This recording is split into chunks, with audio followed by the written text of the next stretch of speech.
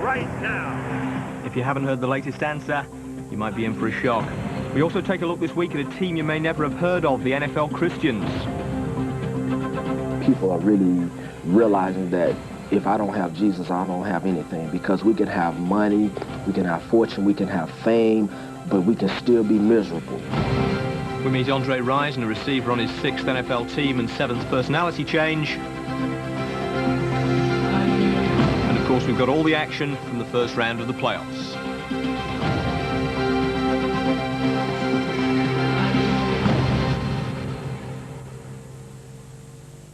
Good morning, welcome to the first Blitz of 1998. Now, I don't want to get too maudlin and sentimental, but for a lot of people over here, myself included, Wednesday wasn't just the end of the year, it was the end of an era, the Marv Levy era.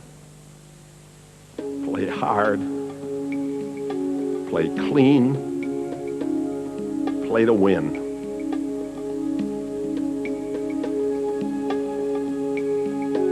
But win or lose,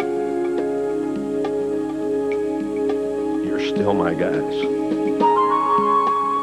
On New Year's Eve, the longest-serving coach in the league said goodbye to his guys in an emotional press conference.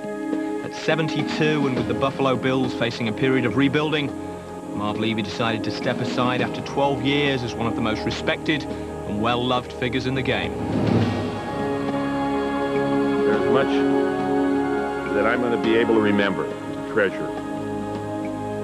I'll hear the echoes cheers that so often rock that stadium I so love. And I accept the fact that there are jeers sometimes also. And if the cheers inspired us, sometimes so did the jeers. Marv may be remembered as the man who lost 4 consecutive Super Bowls, but only by those with no grasp of what an achievement it was to reach 4 consecutive Super Bowls. Perhaps recognizing, though, how far his current team was from taking him to a 5th, he decided now was the time to go. I leave you finally with these words from a 19th century English poet, Lord Byron. For all of you, here's a sigh to those who love me, and a smile to those who hate. And to whatever sky's above me, here's a heart for any fate. Thank you all for enriching their life.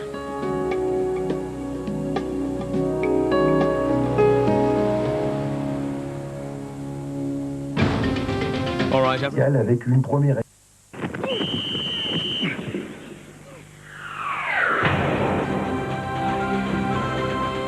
There hadn't been much cause for upending the Gatorade barrel in New York since Bill Parcells left. But this season, Jim Fossil surprised everyone by leading the Giants to the NFC East title in his first year in charge. But I'm gonna tell you something, man. It's been a while since it's been like this around here. But you know what? We're back! And having done it mainly with defense themselves this season, the Giants knew the importance of stopping John Randle and co.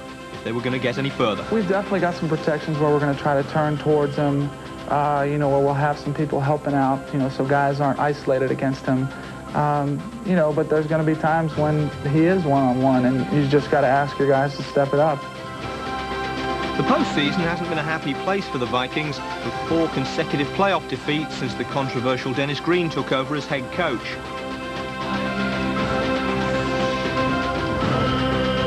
One more might well be his last. But although Randall Cunningham has started to hook up well with Chris Carter since taking over at quarterback, Green's game plan was a conservative one. One of our philosophies this week is there's no crime in punting. If we get in the 3rd and long, don't fumble the ball. Take care of the ball, dump the ball off, and maybe even run some on 3rd and long and punt them and make their offense go the distance.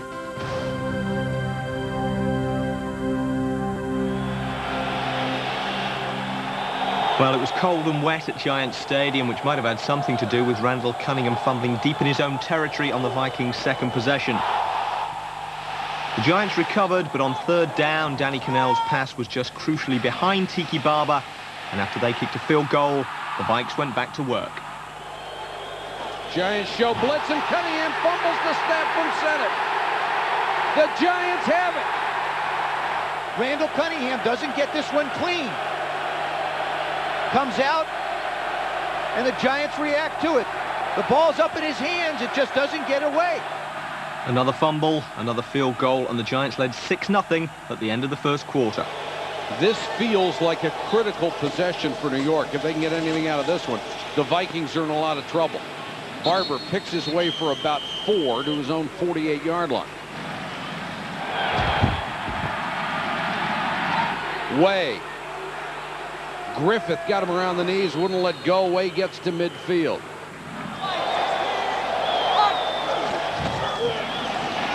Cannell out of the shotgun. Double clutches, throws. Barber breaks 2 tackles. Tiki Barber to the 40-yard line.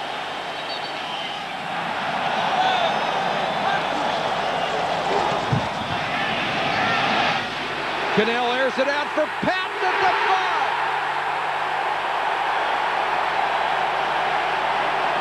5. Again, Mike, the quick post and up. A little double move. That time he got it up a lot quicker and put it out and let Patton run to it. Dwayne Washington, number 20. You see him the lower left part of your screen. Patton, little stop and go. Remember, the footing is a little slick. So when Washington stops, Patton has a chance to go by him. Now you see how much quicker he gets this up than the last pump and go. Nice job by Patton, altering his body to get the football. First and goal. Hampton straight ahead. Whacked at the 1.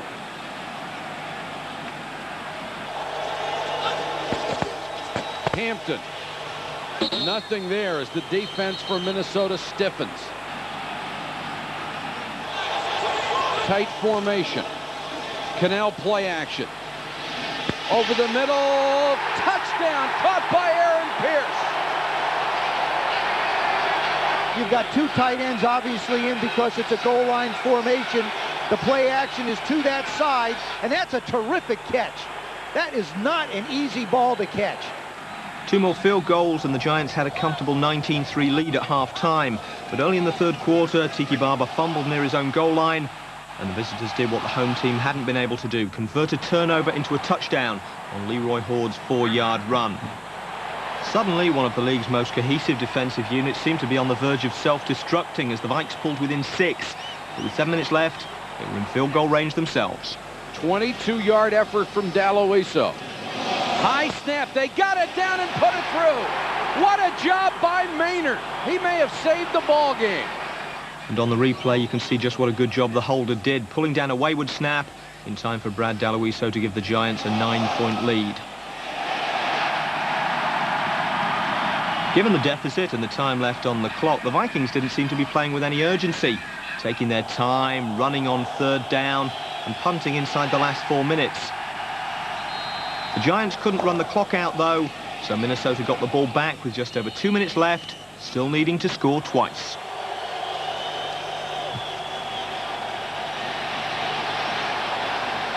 Cunningham throws on the run, almost intercepted, then almost caught.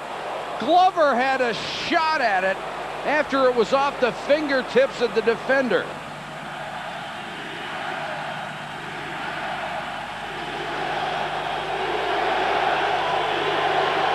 Here comes the blitz. Carter, a juggling catch, gets it down to the 30. Even the catches haven't been clean. Now they're starting to move with a little urgency. Giants doing a good job of hustling back to the other side. Cunningham will kill the clock at 1:38. Well, I honestly thought that's what they should have been doing about 6 minutes ago. They have lost 6 in a row in the postseason. This would be 7, breaking the Giants and Cleveland's record. These are records you don't want. You can't. If you're the Giants on defense, you don't want to give up a quick big score right here. You want to make them work for every yard they're going to get. Cunningham under pressure, steps up, throws for the end zone. Jake Reed, touchdown. There it was, the athletic ability of Randall Cunningham. That's the one thing the Giants couldn't afford with 1:30 to go. And I think Tito Wooten ran into the camera of one of the photographers. and he's hurt.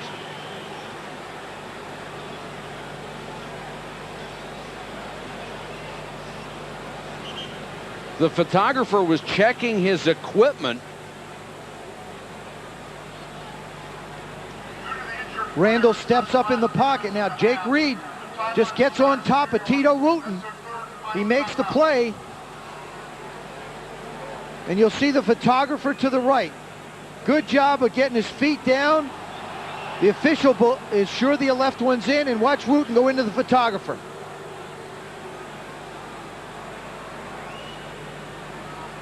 So it's 22-19. You got to take a good look at Jake Reed's left foot. That's going to be the one. The right one comes down inbounds. The right one's down. Oh, boy, that's close.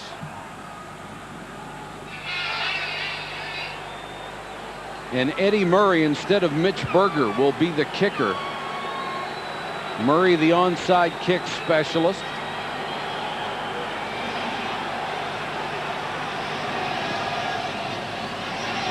Callaway got his hands on it and fumbled it. The Vikings looked like they got it, and they did. Holy cow. Instead of letting the ball bounce, they just tried to go and make a play on it. Bounced right off his chest.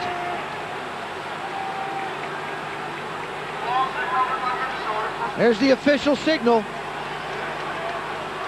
This is just a low liner that never really gets up in the air. He hits it crooked. Callaway, it comes out funny now that's slipping and sliding. Giants can't quite get to it. Vikings come up with the ball. Chris Walsh with the recovery. And all they have to do is gain about 30 yards for a field goal shot that would win the game. It's on the shoulders of that Giant defense one more time. The crowd here is stunned.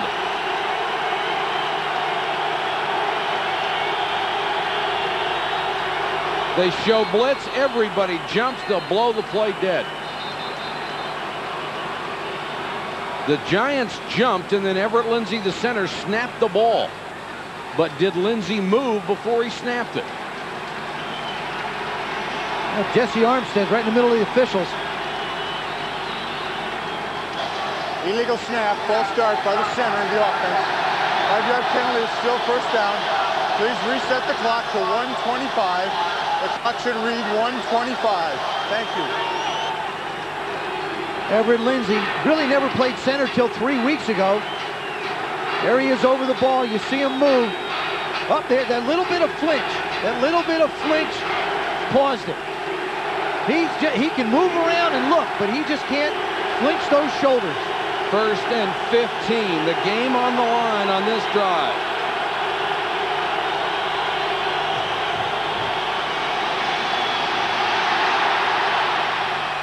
Cunningham throws complete, then Carter lost the football.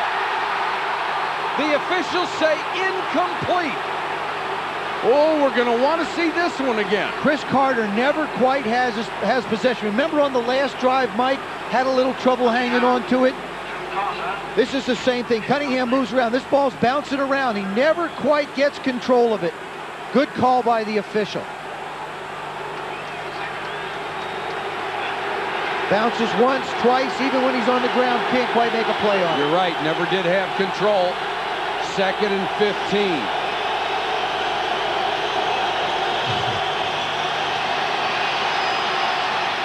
Cunningham drops it for Glover. Glover will pick up about 5 and get out of bounds at the 44. Scott Galen chased him out. 1:09 left. Mike, plenty of time left on the clock. Also, the Vikings still have one timeout.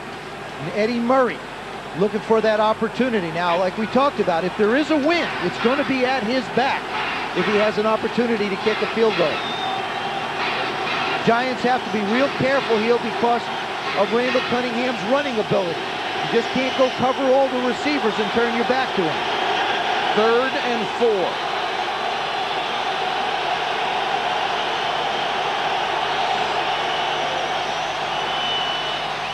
Carter to the 35-yard line, 1st down, a gain of 20. Are you believing this? Jason Sehorn was right up on his nose Carter manages to get up into the seam and make the play. 6 catches, 82 yards for Carter. Cunningham kills the clock with 50 seconds left. Mike, what did we know about the efficiency of the clock before, huh? Whoa.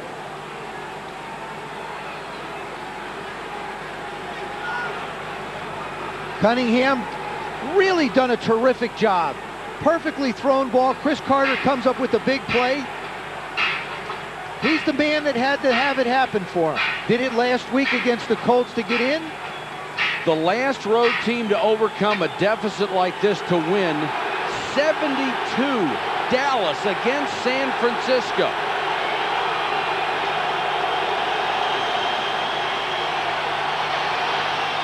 Cunningham goes for all of it. A flag down. That's going to be interference. Sparks against Reed. And this puts them in field goal range. Jim Fossil can't believe it.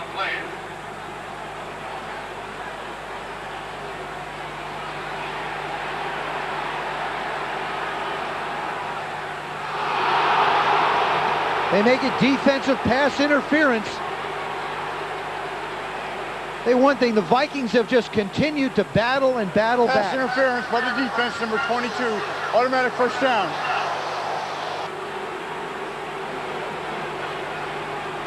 Jake Reed against Felipe Sparks. Felipe's right on top of him. Just a lot of contact. And obviously can't quite get to the ball. From here, the field goal try would be 38 yards. The Vikings have 1 timeout left.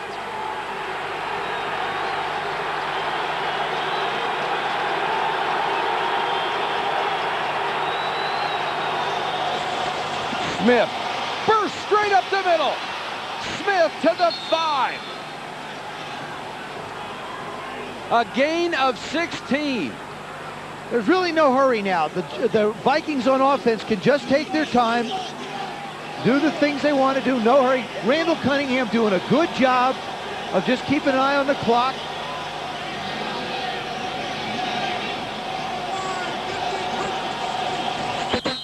And he just drops it down, and they'll kill the clock with 13 seconds to go. Randall Cunningham was in total control, and Chris Callaway couldn't control the onside kick. It just got away from him. And that was a tough ball to come up with, too, spinning sideways. All the Giants had to do was get their hands on it. They probably could have run the clock out, but they never had an opportunity.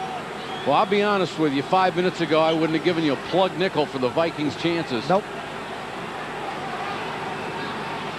Eddie Murray, this would be 12 out of 19 during the regular season. Murray for the game winner.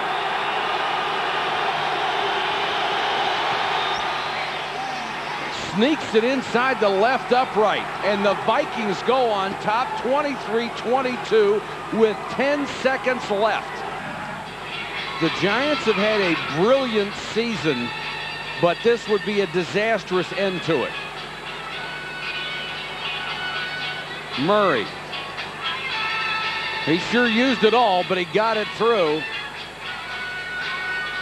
And Cunningham able to celebrate the fruits of everything he did on that drive. Okay, he has played one courageous football game, he is. and these guys love Dennis Green.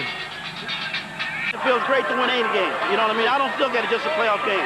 I played 101 games in the National Football League. I don't focus on just a playoff game. I focus on the day's game. So I feel good about winning today. This football team's given me everything they had all year long. They've made dramatic strides, and I'm just sorry it ended this way. Fight hard as you can. And what happened, happened. You know, I'd rather lose a game by 30 points than lose one like this one. It's hard. And I think that no one, you know, feels great about it. And hopefully we'll come with this, remember this feeling next year while we're in camp, and we have something to shoot for.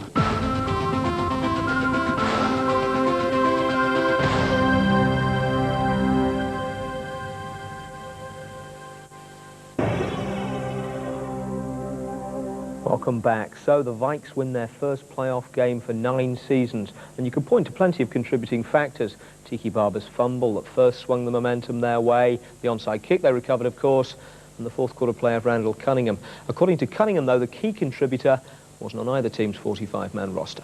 Well, I didn't win the game. You know, God blessed us to win the game as a team, and we got a lot of people on our sidelines who just pray and pray and pray and pray. And, you know, I've been praying that holy hands are lifted in prayer, which is scriptural, you know, for us, and that there's no anger or disputing or anything.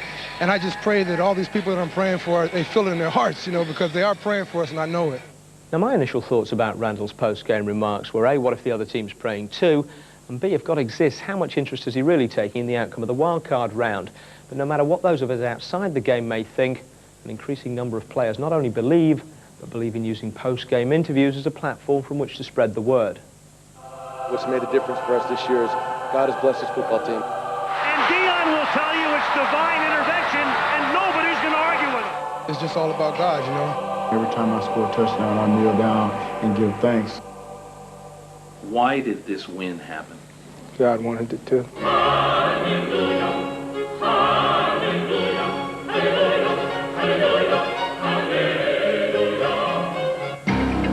For years, the closest the NFL came to a public display of faith was a Hail Mary pass at the end of a game.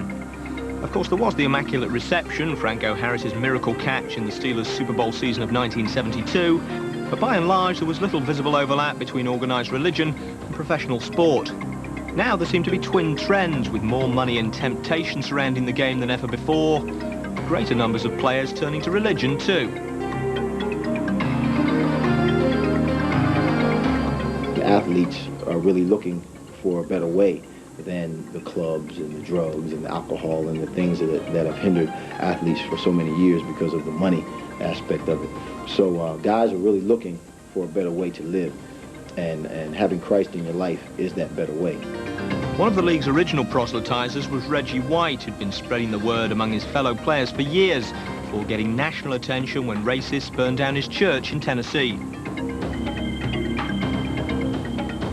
I think it's time for this country to start taking this stuff serious, because this is ridiculous. He's a legend, you know, and he's still in the game, and he's doing an excellent job, not only on the field, but ministering the word of God and being a light for people like me and those that are looking at him. Falcons rookie Byron Hanspard is one of the Reverend White's Christian foot soldiers, a licensed minister who believes that players have not only the right to promote their religion through sport, but an obligation. We as children of God in sports, we have to really watch what we say and watch what we do, because we may be the only light, or we may be the only Bible that somebody may see. And if we are, you know, not doing the things that are Christ-like, then they're going to look at us and say, well, he's supposed to be saved, then he's doing that, so I guess it's okay for me to do it. It's more to life than just fame and fortune and money and women and cars and all of that. I really feel that people are recognizing that Jesus is the only way that we can have everything that we need and not have to always look behind our backs trying to figure out who's after us or who's trying to, you know, take our money. Silver and gold. Stand on up with me. Oh, silver and gold. Deion Sanders that he rather have Jesus right now than silver and gold. I thought the money could supply my needs. Deion Sanders is the most high-profile recent convert, and if you ever look his lack of perfect pitch, almost the perfect pitchman for the NFL's evangelical movement, being that classic example, the superstar with everything except inner peace. Silver and gold. Thank the Lord. We can have money, we can have fortune, we can have fame, but we can still be miserable. But as long as we have Jesus, if all of that is to go, we still have peace. Not in every case. Washington's defensive end Sean Gilbert sat out the entire season, claiming that God had told him not to sign a new contract for less than $5 million. But there's no denying the conviction of most of the NFL's born-again brigade. Certainly not those like Irving Fryer, whose current lifestyle has displaced one of drug abuse and court appearances. There was a point in my life when I was in the NFL, supposedly had everything going for me, #1 draft pick, and there was an emptiness inside. I've become a better football player. I've become a better person. I've become a better husband, a better father. My whole life has changed for the better. Of course, the age-old question for those of deep religious conviction is how much conviction they can muster to do the dirty work of a fundamentally violent game. People think that because you're saved that, you know, you have to be wimp or, you know, you have to be real soft, but that's not the case. I'll take on any coach, I'll take on any player and that would challenge me or any other Christian in that area any day. The factors affecting the growth of religious belief in the NFL are many and varied, but one that players of all backgrounds can relate to equally is the spectre of injury. When guys, you know, just keep that in the back of their mind that, you know, I believe in God, He's looking out for me. You know, I know I feel way more comfortable when I play. So, I mean, you know, I don't really worry about anything. Edgar Bennett's faith is currently carrying him through a season lost to injury, while Jacksonville's Mark Brunell openly credits divine rather than medical intervention for his amazingly quick recovery from knee ligament damage early this season. I told you guys a long time ago that God healed my knee. I still believe that, and He's the reason that I was able to play today, and if anyone is the miracle man, it's Jesus. How the game's atheists feel about all this religious fervour is hard to gauge. They're the only ones keeping their beliefs to themselves. To be blessed the way we are and to be fortunate enough to be able to be an NFL player and play a game and come out of the game healthy and to go home and to see your wife and your children, that's just a blessing, and we have to give credit where credit is due. What's up, Garry? Your husband's in prison, you're pregnant and living with your sister.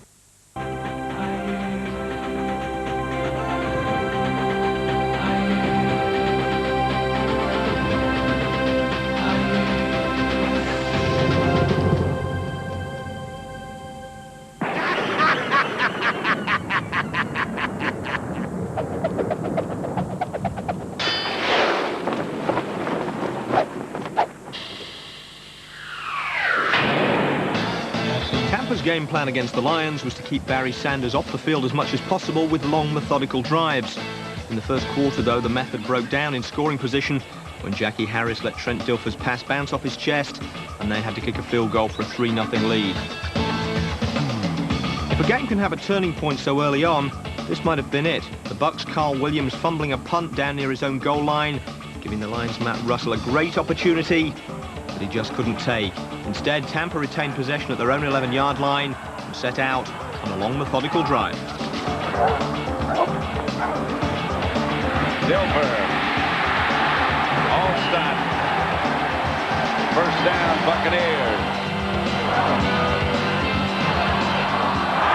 That's Allstott to about the 44. Allstott gets the first down. After the strong, methodical Mike Allstott took the most of the 80 yards they needed, Trent Dilfer to Horace Copeland took care of the last 9, and it was 10-0 Tampa.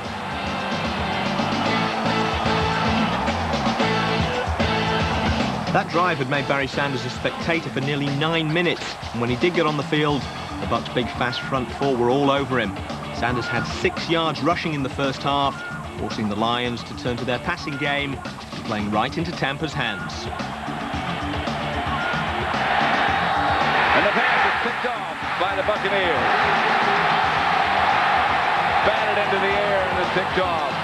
That set up a field goal to make it 13-0 at half-time, while any mistakes Tampa made just seemed to help them make progress. In the third quarter, Mike Allstott erased any doubts about his return to full fitness. And the handoff is to Allstott, and he's got another Tampa Bay first down. He's got a touchdown. Midway through the third, the Lions finally drove into scoring position, but decided to skip the field goal and go for the end zone on 4th down. Mitchell, still on his feet, comes out of there, fires, incomplete. The gamble failed, and the Lions played safe and kicked a field goal on their next drive. Then came a nasty episode of deja vu when Mitchell went down hurt. As it turned out, all he'd suffered on the play was a concussion, but with the memory of Reggie Brown's spinal injury still fresh in their minds, it was impossible for his teammates not to fear the worst for a spell, and Mitchell was immobilized as a precaution before he was taken off the field. After the stoppage, on came backup quarterback Frank Reich to continue the drive. Waddell.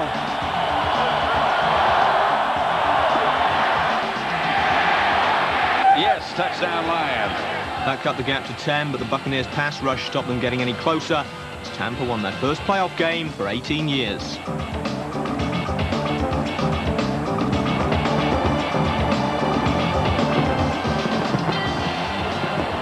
last night, not only did we beat the Detroit Lions, but I think we beat a lot of negativity that's been building up for about 15 years. And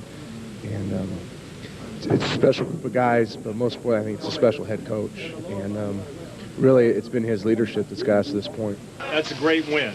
18 years they've been waiting for that, and you guys delivered it. Yeah. And now, what we got to do, hey, we celebrate tonight, we recover tomorrow, get our weights, our running in, we rest up on Tuesday, and Wednesday we come back and get ready to go up to Green Bay and go up there for one reason only, that's to win the ball game. After the break, the rest of the wild card action, the last time the AFC won a Super Bowl, and a look at Andre Rison, receiver and part-time superhero. Foxborough, they also had...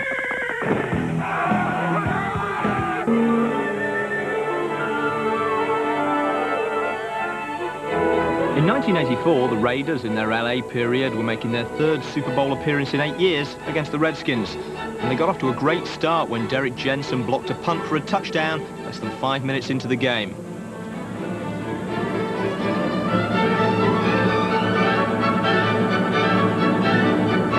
In the second quarter, Cliff Branch left his marker for dead. Jim Plunkett hit him from 12 yards out, and it was 14-0. The Raiders could play defense in those days too. They gave Washington's John Riggins nowhere to run and had quarterback Joe Theismann running for his life. Just before halftime, the pressure paid off when Theismann lofted an ill-judged pass into the arms of linebacker Jack Squirek, who had a touchdown shortly after landing. 30 minutes of Raider football, baby. 30 minutes of Raider football, and it's all ours. No let up. No let up. Let's go. Marcus Allen took the halftime pep talk literally, going 74 yards on one of the greatest runs in Super Bowl history.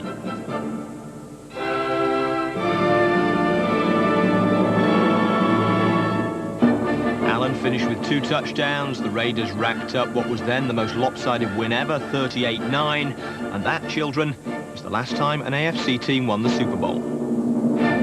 Just win, baby. Well, someone will be trying to make it 14th time lucky.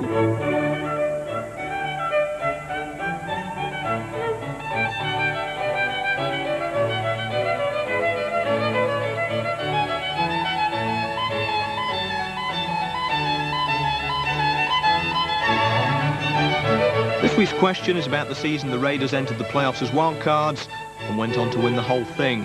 We want to know which Super Bowl it was, and here are your choices. Call 0891 110 110 before midnight on Thursday and choose between Super Bowls 15, 18 or 11. A Spider-Man mask, because while most teams in the playoffs have got a couple of superstars on their books, the Chiefs are the only ones with a superhero. Spider-Man, Spider-Man, does what no other player can. Catch a pass anywhere, disappear into thin air. Watch out! Here comes the Spider-Man. I'm the Spider-Man here under this mask. You get in my way and I run right past. Hop on a bus and I take you to school. Try to pick me off and you look like a fool. Now I might look like an ordinary guy, but put on my suit and I fly right by. Hey, watch out, watch out, watch out. Here comes the Spider-Man. Spider-Man is kind of like laid back, but at the same time, get his job done. He got a mask over his face for one reason. You know, so no one really can see his identity. You know, he just goes out there and does his job. Behind closed doors, he's a regular old person, Peter Parker. You know, and so many connections were just alike. Since Andre's life started imitating comic book art, Spider-Man's creators have returned the favour, writing him into his own limited edition adventure. And given the free publicity he's generating for them in Kansas City, that's the least they could do. I really wasn't looking for no publicity. I was just doing it just because the way Spider-Man moved and his body movements, how he went about handling situations. And I was just out in the park one day playing catch with my homeboys, and one of them was trying to cover me, and I just broke on him like, and ever since then, it's just been Spider-Man. Of course, Spider-Man's aren't the first tights Andre's tried on. As Showtime and Bad Moon, he's worn 6 different shades of spandex around the league, but never seemed to settle for one reason or another. Usually one.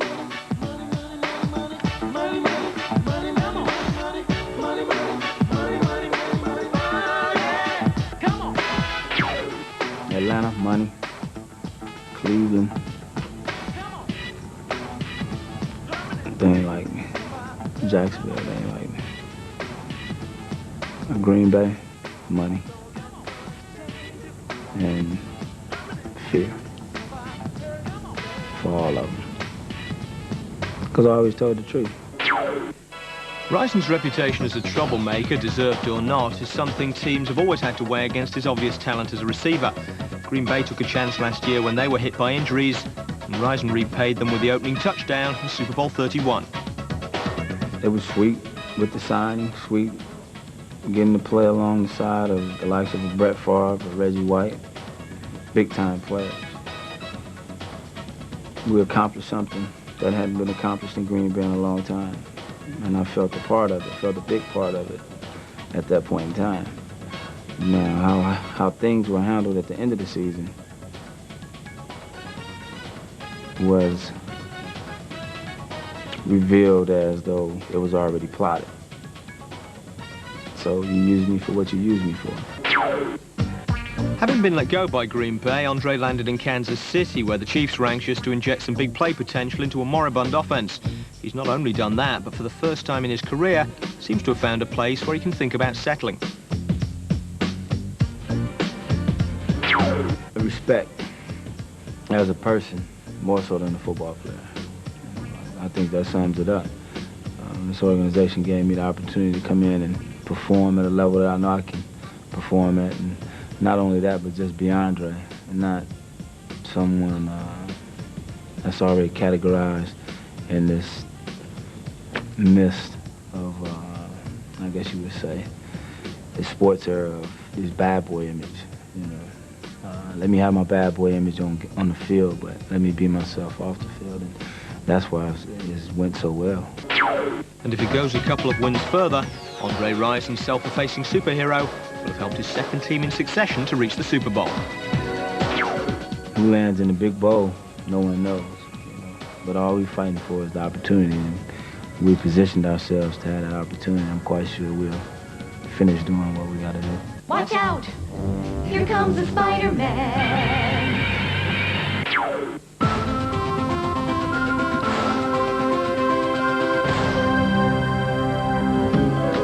Well, Spidey and the boys entered the playoffs along with Pittsburgh this week after a bye in the wildcard round, and the Chiefs are playing Denver, the team they beat in the race for the AFC West title and home field advantage. The difference between the two teams ended up being Kansas City's home win over the Broncos in November, and it came by the narrowest of margins, Pete Stoyanovic's 55-yard field goal as time ran out. The Chiefs will start Elvis Gurr back at quarterback, despite the fact he's only played half a game the last 2 months, while the Broncos' Terrell Davis, coming off his heroic performance against Jacksonville, will probably be wearing a flak jacket to protect his bruised ribs from the punishment they're likely to get from what might be the best defense left in the playoffs. This time last year, the Steelers had to travel to Foxborough, where Drew Bledsoe jumped on them from the opening play of the game, a 53-yard bomb to Terry Glenn that set the tone for a brilliant offensive performance.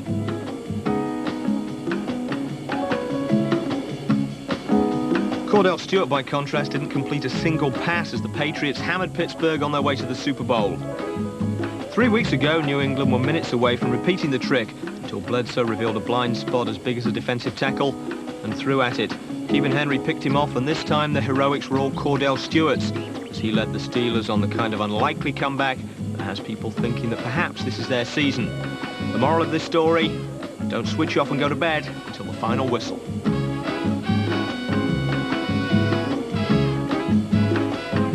You said it's going to be a heavyweight fight. That's right. Strongest man going to come out on top. At home this time, the Steelers will be pre-fight favourites, as are both home teams in the NFC, where the Vikings have to travel to San Francisco to play the 49ers, and Tampa Bay take on the defending Super Bowl champs in Green Bay. Well, we've just got to almost play a perfect game. Mistakes were what cost the Buccaneers their first game at Lambeau Field this season, where they otherwise outgained and outplayed the Packers. In the return game at Tampa, it was turnovers again, combined with the brilliance of Brett Favre.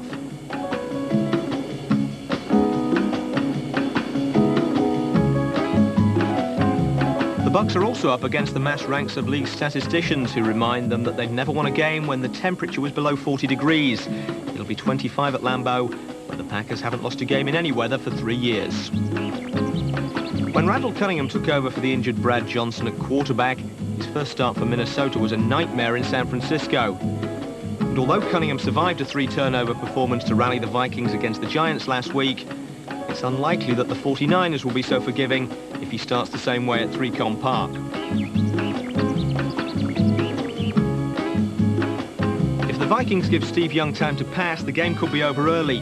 Their best hope is to concentrate on stopping Terry Kirby, who's in at running back for the injured Garrison Hurst, and see how much punishment Steve Mariucci can stand to see his quarterback take.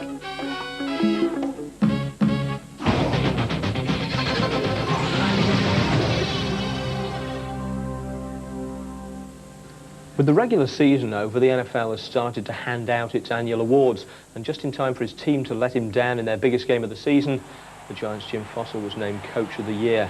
No playoff jinx, though, for Tampa Bay's Warwick Dunn. He was named Offensive Rookie of the Year, and while we've seen plenty of him this season, his defensive counterpart may not be so familiar to you simply because of the team he plays on. Baltimore linebacker Peter Bulwer, though, had a great rookie year for the Ravens. The overall defensive winner was San Francisco's Dana Stubblefield, who finished with 15 sacks this season, and the offensive winner, surprise, surprise, was Barry Sanders after he became only the third man in history to rush for 2,000 yards in a single season. When it came to voting for the MVP, though, the league's most valuable player, Sanders had to split the honour with Green Bay's Brett Favre, who'd won it on his own the previous 2 years. Now, while we're on the subject of winners, congratulations and a bottle of Factor 15 go out to Mr. Ashman of Swindon. We don't have his first name, but I'm sure he knows who we're talking about because he's off to Hawaii as the winner of our fantasy football competition.